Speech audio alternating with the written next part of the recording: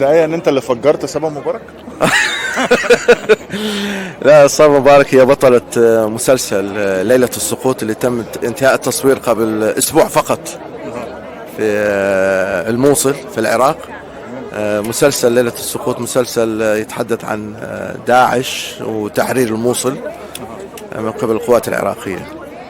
انا بتكلم بقى عن تفجير صبا نفسه ومعاه باسم يخور الحادثه. الصحافه قالت تقول اتفجروا واتبهدلوا، احكي لنا انت الموضوع بقى. لا، الاسماء النجوم كانوا كملوا التصوير، لم يكونوا موجودين اثناء انفجار اللغم على الكادر.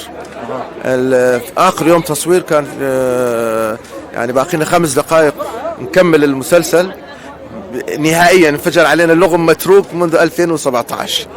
اللغمه ده مش حاجه ضمن احداث المسلسل؟ لا لا لا لا, لا رقم بجد. احنا كنا مصور في المدينه القديمه اللي جرت فيها المعارك، والمدينه متروكه، مدينه مهجوره، كان تم تفجير صاروخ نووي، هيروشيما العراق.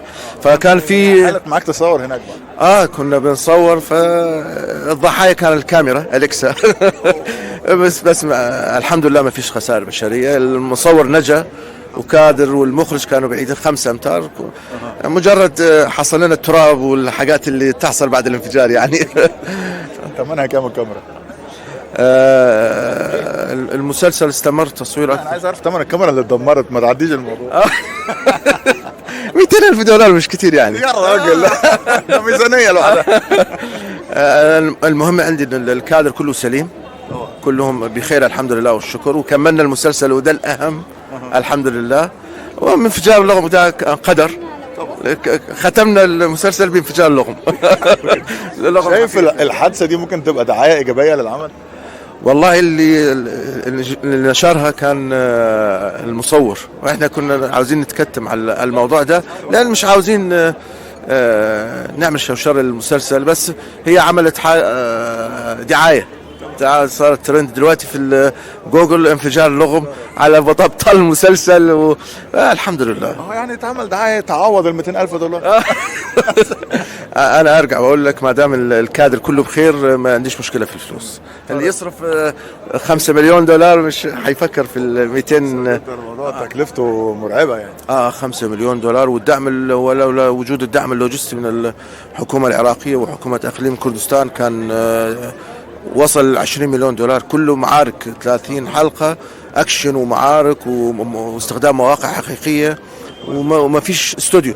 30 حلقة، كل حلقة 35 دقيقة، وانت عارف الدقيقة بتصور قد ايه في كله خارج الاستوديو.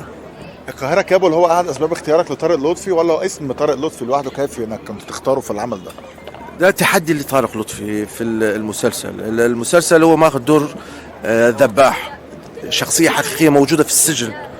احنا قاتل ذباح، قاتل حقيقي داعشي، اغتصب وقتل المئات. عراقي، جنسيته عراقي. ما فيش يعني تذكير لأي اسم دولة أو كذا، لأن الإرهاب لا دولة ولا لا قومية ولا دين. الإرهاب لما أخذنا القصة من السجن وشو طارق لطفي موجود في القاهرة كابول، هناك دوره سلمي تنظيري، لكن في هنا لا، قتل وذبح واغتصاب. تلبسه في حيطة يعني. هو فنان مبدع، تميز جدا في المسلسل، وانا يعني اتوقع النجاح لطارق لطفي بالتحديد في المسلسل، ليس لكونه يعني بطل المسلسل فقط، لكن كان تمثيله واداؤه رائع جدا. المخاطر التانية اللي واجهتكم ايه كمان غير التفجير اللي حصل ده؟ المخاطر انه كنا نصور في الصيف، درجة حرارة عندنا 60 درجة، 60 درجة، اقل درجة كانت 54 55، وصلت الى 60.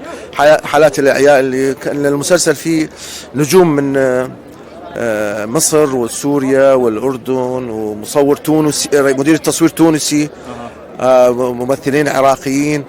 الأحداث كنا نستخدم الذخيرة الحية في أغلب الأوقات. القوات العراقية كانت ضرب فيكم. فهي نفسها القوات اللي حررت الموصل، فكانت بتأدي الدور ببراعة، لأن هي أصلا عملتها في 2017 أثناء التحرير.